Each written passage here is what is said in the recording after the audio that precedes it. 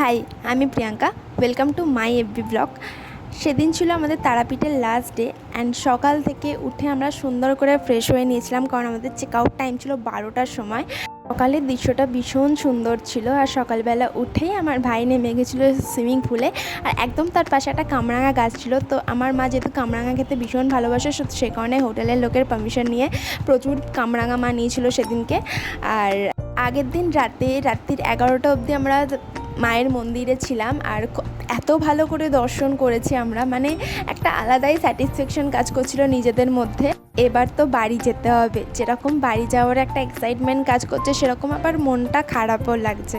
তো যাই হোক, এখানে আমি গাড়িতে একটু পা তুলে ঘুমিয়ে পড়েছিলাম, আর গাড়িতে ওঠা মানেই আমার ঘুম। আর এখানে হচ্ছে সেই পানাগড়ের সেই জঙ্গলটা, সকালের ভিউটা আরও বেশি ভালো লাগছিলো। পানাগড়ের জঙ্গল পার হতে হতেই ডান হাতে একটা রেস্টুরেন্ট পড়ে, সেটা হচ্ছে ঠাকুরবাড়ির রান্নাঘর। আমি ওনার নাম্বার দিয়ে দেবো স্ক্রিনে।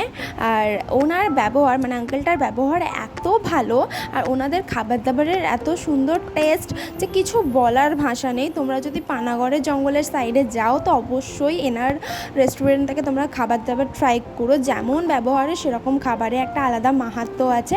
সেদিনকে আমরা প্রচুর কিছু অর্ডার করেছিলাম, পাবদা মাছ, পমফ্রেট মাছ, চিকেন, সব কিছু। যেটা আমি খাইনি, চিকেনটা আমি খাইনি, কিন্তু পরের দিনকেই বাবার বার ছিল, তো সেই কারণে আমি খাইনি। আর এখানে একদম চলে এসেছিলাম আমরা 108 শিব মন্দিরে, যেহেতু সোমবার বাবার বার আর আমরা ফিরছি সানডে।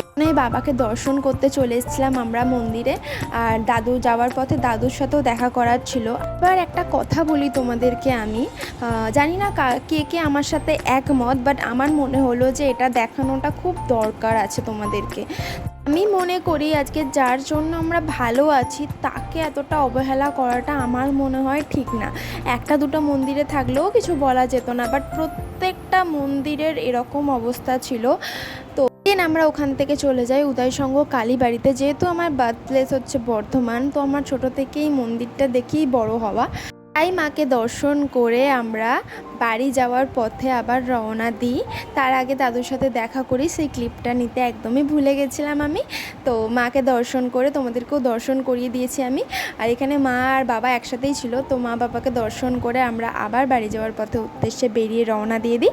তো সেদিন বাড়ি ফিরতে ফিরতে অলমোস্ট বেজে গেছিলো তোমার প্রায় 10:30 11টার কাছাকাছি বেজে যায়। তো অনেকটাই লেট হয়ে গেছিলো সেদিনকে। ভেবেছিলাম তাড়াতাড়ি পৌঁছাবো, বাট গাড়ির জ্যাম এটসেট্রা এত কিছুর জন্য অনেকটাই লেট হয়ে যায় আমাদের বাড়ি পৌঁছাতে। তো আজকের মতন ভিডিওটা তাহলে এখানেই শেষ করি। দেখা হবে নেক্সট একটা ভিডিওতে। আজকের মতন টাটা সবাইকে।